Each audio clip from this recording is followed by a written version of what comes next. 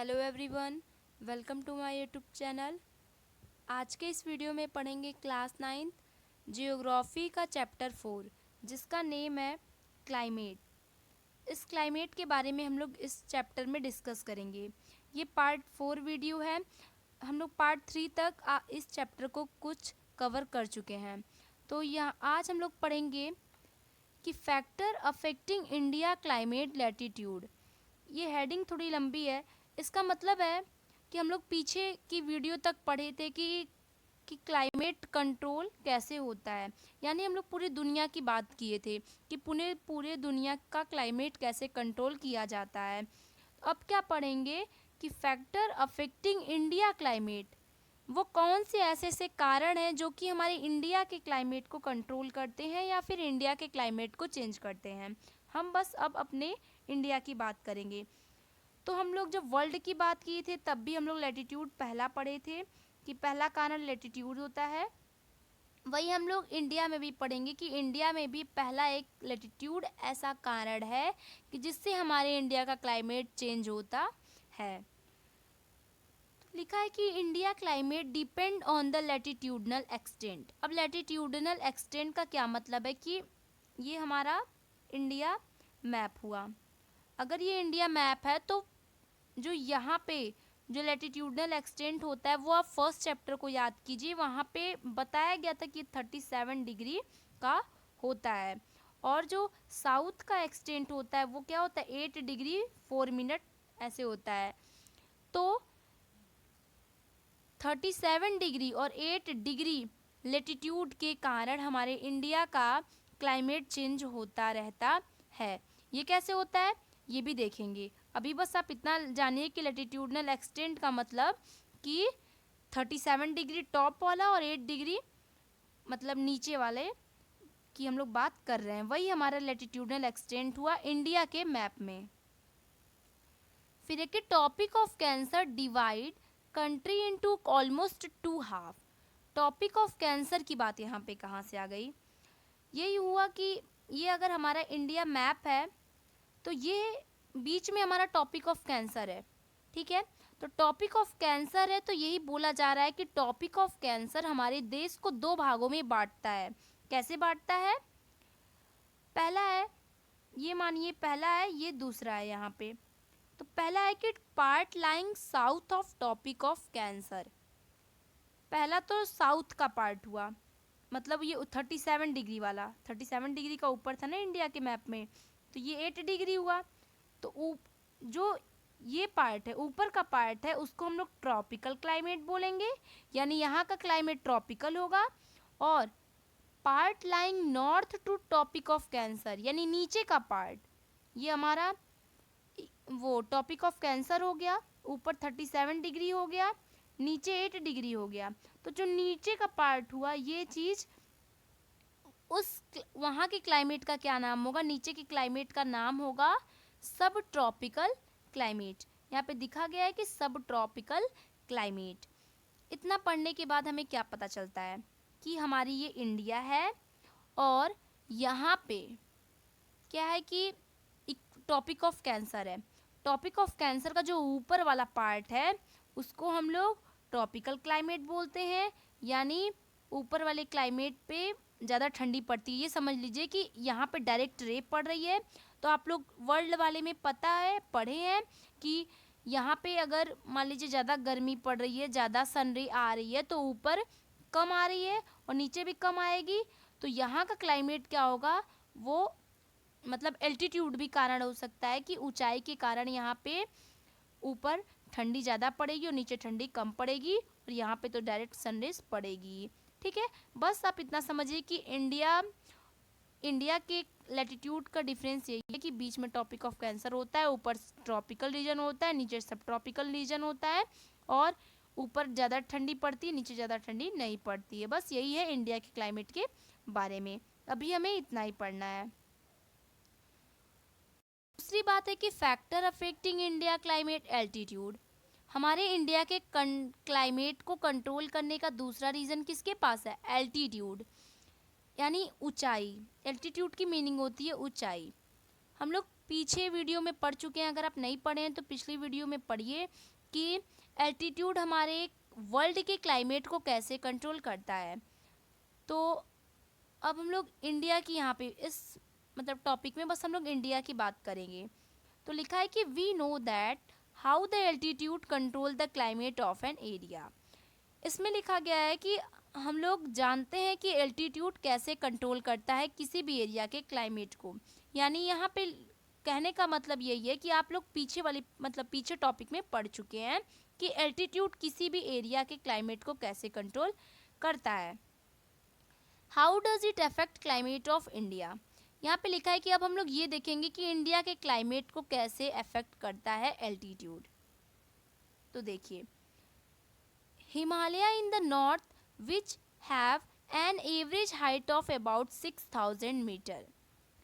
कहा जा रहा है कि इंडिया के नॉर्थ में, मान लीजिए ये हमारी इंडिया है, ठीक है, ये हमारी अगर इंडिया है, बनता है यहाँ पे इंडिया, ये अगर हमारी इंडिया है तो ये ईस्ट हुआ, ये वेस्ट हुआ, नॉर्थ हुआ, यहाँ पे साउथ हो गया, ठीक है।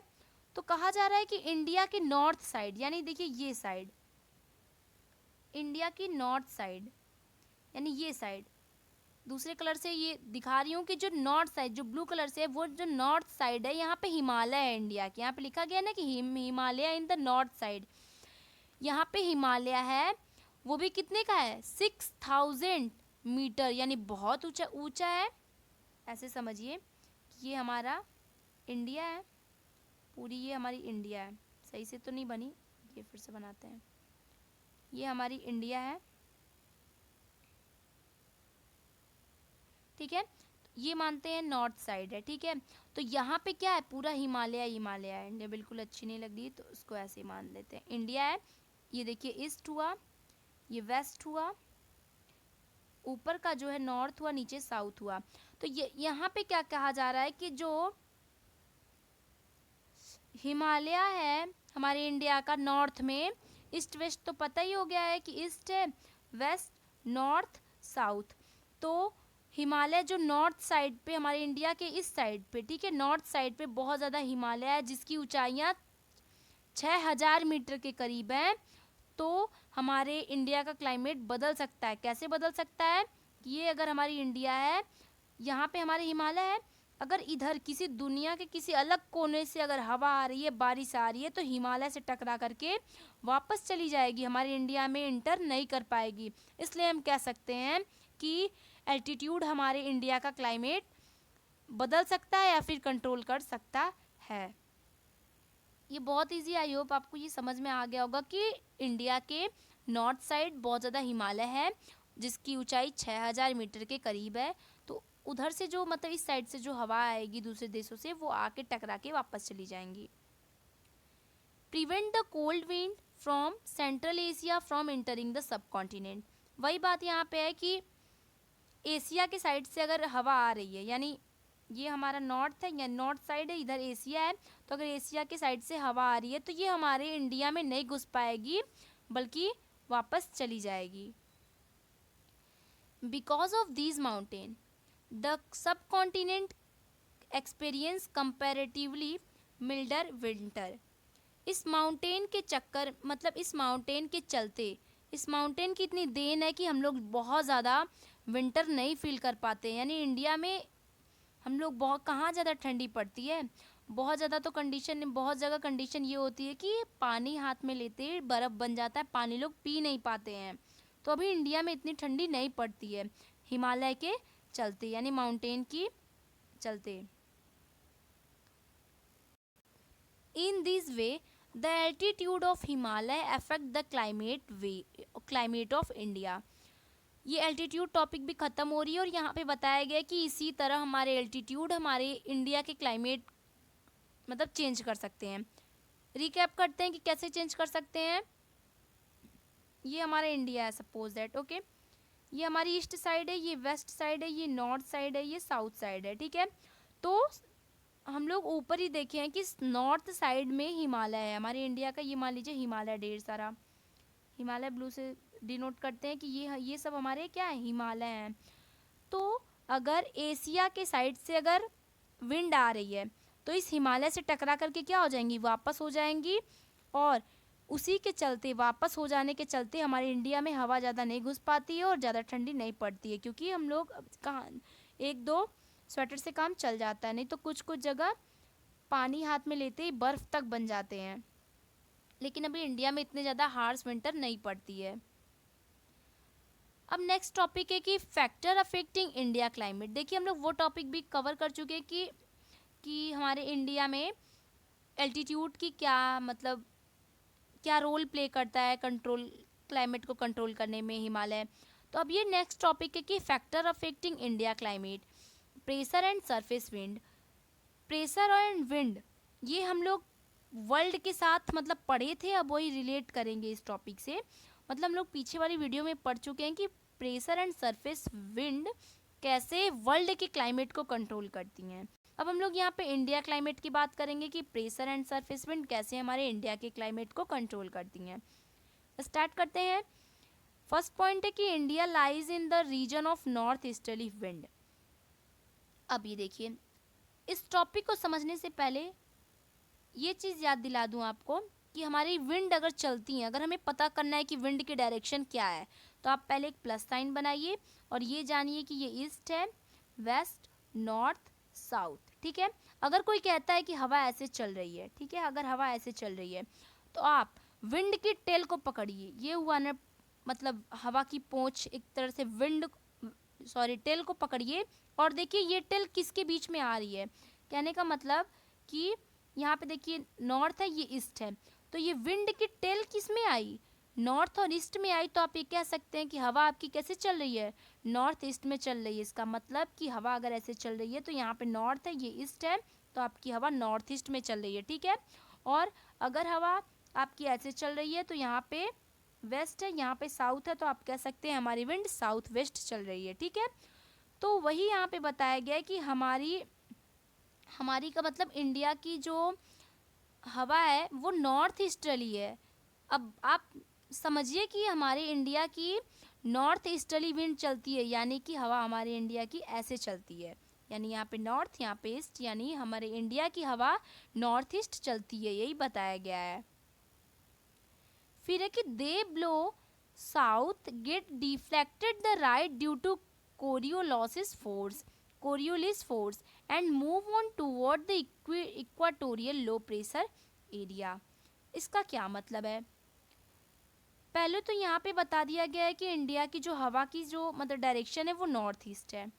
फिर यहाँ पे बताया जा रहा है कि हवा अगर चलती है नॉर्थ ईस्ट से आ रही है, तो ये मानिए नॉर्थ ईस्ट से अगर हवा आ रही है तो ये हवा मतलब सीधे भी तो आ सकती है, कोई ज़रूरी तो नहीं कि हवा टेढ़े ही हो।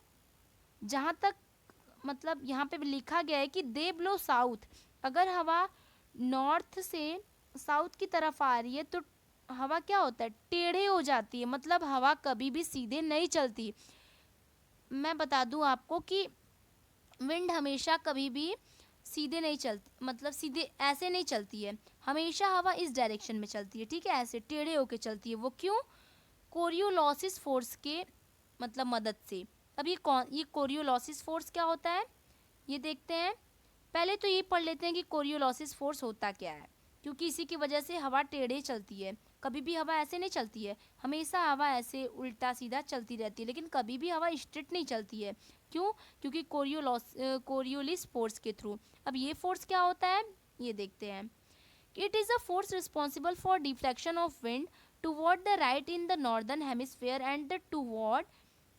यहाँ पे कह रहा है कि कोरियोलिस फोर्स किसका रिस्पॉन्सिबल होता है, हवा को डिफ्लेक्ट करने में, मतलब टेढ़े करने में, राइट साइड घुमाने में। मतलब अगर हवा ऐसे चल रही है तो इसको तुरंत राइट साइड घुमा देगा कौन, कोरियोलिस फोर्स, नॉर्दर्न हेमिस्फीयर बता रहा है। ठीक है, मतलब कि इस लाइन में इतना ही कहा गया है कि हमारे हवा को टेढ़े करने का रिस्पॉन्सिबल कोरियोलिस फोर्स होता है the left in the southern hemisphere due to the difference in the linear velocity of earth rotation and its atmosphere. वो तो हम लोग सिंपल से डेफिनेशन बता दिए थे कि मतलब मुड़ जाती है कोरियोलिस फोर्स के थ्रू। अब देखिए कि ऐसा क्यों होता है, क्योंकि देखिए ये हमारी अर्थ है, ठीक है, हमारी अर्थ ऐसे ऐसे चक्कर घूमती है, ऐसे ऐसे रोटेट करती है ना अर्थ। तो विंड की जो वेलोसिटी है, अब आप समझिए कि विंड की वेलोसिटी अर्थ की वेलोसिटी से कम है, इसलिए जब अर्थ रोटेट तेजी से करती है तो हवा पीछे ही छूट जाती है। अब आप कैसे समझेंगे कि मान लीजिए आप बाइक चला रहे हैं, बाइक चला रहे हैं, अगर आपकी जेब से पेन गिरती है तो पेन हमेशा क्या होती है, पीछे की साइड गिरती है, ना तो कभी पेन आपकी आगे की साइड गिरेगी, ना तो एकदम स्ट्रेट गिरेगी। क्यों? क्योंकि आप बाइक तेज चला रहे हुए हैं और बाइक की वेलोसिटी तेज है, और पेन की वेलोसिटी बाइक की अपेक्षा बहुत धीरे थी, इसलिए पेन कैसे गिरी, आपकी जेब से यहाँ पे तुरंत पीछे गिर गई, मतलब बाइक के पीछे साइड गिरी। क्यों नहीं आगे गिरी? क्योंकि बाइक की वेलोसिटी ज़्यादा थी, पेन की वेलोसिटी कम थी। ठीक वही बात है यहाँ पे भी कि अर्थ का रोटेशन तेज है और विंड का रोटेशन धीरे था अर्थ की अपेक्षा, इसलिए विंड हमेशा मुड़ के ऐसे चलती है, तुरंत ऐसे मुड़ जाती है, पीछे की साइड चलती है। वही पेन वाला एग्जाम्पल समझिए, इजी लग जाएगा। अब यहाँ पे कि कैरीज वेरी लिटिल मॉइस्चर। अब बताइए, अगर आपकी हवा मान लीजिए हाई प्रेशर है, यहाँ पे लो प्रेशर, अगर आपकी हवा ऐसे चल रही है तो क्या वो, क्वेश्चन तो ये उठता है कि हमारे एरिया में बारिश कैसे होती है, इंडिया में बारिश कैसे होती है। मॉइस्चर, अगर आप मॉइस्चर मिलना चाहिए ना, कुछ तो पानी मिलना चाहिए हवा को, तभी तो बारिश होगी। तो वही लिखा है कि according to this India should be an arid land and low rainfall should be there. कहा जा रहा है कि अगर हम मानते हैं कि अगर हवा ऐसे नॉर्थ, अगर हम माने कि यहाँ पे नॉर्थ और ईस्ट है, यहाँ पे हिमालय है, उधर से हवा नहीं आ पा रही है, तो हमारे इंडिया में बारिश कैसे हो रही है, क्वेश्चन ये उठता है, ठीक है। वही कहा रहा है कि अगर हम इस अकॉर्डिंग टू दिस, अगर हम ऊपर सेंटेंसेस की माने तो इंडिया एक एरिड लैंड है, यहाँ पे बहुत कम बारिश होनी चाहिए। फिर लिखा है but it is not so, लेकिन ऐसा नहीं होता है। वाई? क्यों नहीं होता है ऐसा कि हमारे इंडिया में बारिश कैसे हो जाती है भाई? अभी तो हम लोग सुन रहे हैं कि हिमालय है, हिमालय हवा आने नहीं देता है, बारिश आने नहीं देता है, तो बारिश कैसे हो जाती है, क्वेश्चन तो ये उठता है ना। तो देखते हैं कि the climatic condition over India unique. पहले तो आप ये जानिए कि हमारे इंडिया का क्लाइमेट जो है वो बहुत अलग है, मतलब हर एक देश से हमारे इंडिया का क्लाइमेट अलग है, ठीक है, यूनिक है। Differences during winter and summer. आप विंटर और समर के डिफरेंसेस को समझिए। कहने का मतलब कि अगर हवा ठंडी में ऐसे चल रही है तो गर्मी में हमारे, बस इंडिया की बात हो रही है फ्रेंड्स, विंड होगी वो ऐसे चलेगी। क्या समझ में आया आपको कि ठंडी में हवा ऐसे चलती है, गर्मी में हवा इस साइड से चलती है, मतलब साउथ वेस्ट हवा गर्मी में चलती है, नॉर्थ ईस्ट ठंडी में चलती है। ये देखते हैं कि लो pressure area interior of the Asia. देखिए ये हमारा इंडिया है, ठीक है, तो यहाँ पे हमारी क्या है, एशिया कंट्री है, एशिया है, ठीक है। तो कहा जा रहा है कि लो प्रेशर, ये सब आप इंडियन मानसून के टॉपिक में पढ़ेंगे कि एरिया एशिया में लो प्रेशर कैसे बन जा रहा है। बस आप अभी तो इतना समझिए कि यहाँ पे अगर लो प्रेशर बन जा रहा है, एशिया में अगर लो प्रेशर बन जा रहा है, तो यहाँ पे अगर हाई प्रेशर बन जा रहा है तो हवा ऐसे चलेगी, ठीक है। कैसे, मैं आपको फिर से बता रही हूँ कि यहाँ पे एशिया है, ठीक है, एशिया है ये, यहाँ पे क्या है, लो प्रेशर है, ठीक है, लो प्रेशर है, और यहाँ पे हाई प्रेशर है। देखिए नीचे लिखा भी है कि high pressure on southern India ocean. यहाँ पे देखिए इंडियन ओशियन है, मैं आपको करेक्टली ऐसे समझाना चाहूँगी कि देखिए यहाँ पे हिमालय है, ठीक है, यहाँ एशिया है। तो क्वेश्चन ये उठता है कि अगर हवा एशिया से आ रही है और हिमालय से टकरा के वापस चली जा रही है तो इंडिया में बारिश कैसे हो रही है। इसका आंसर आप ऐसे समझिए कि यहाँ पे एशिया है और यहाँ पे लो प्रेशर बनता है, और कैसे बन रहा है ये आप दूसरे मतलब आगे वाले टॉपिक में पढ़ेंगे।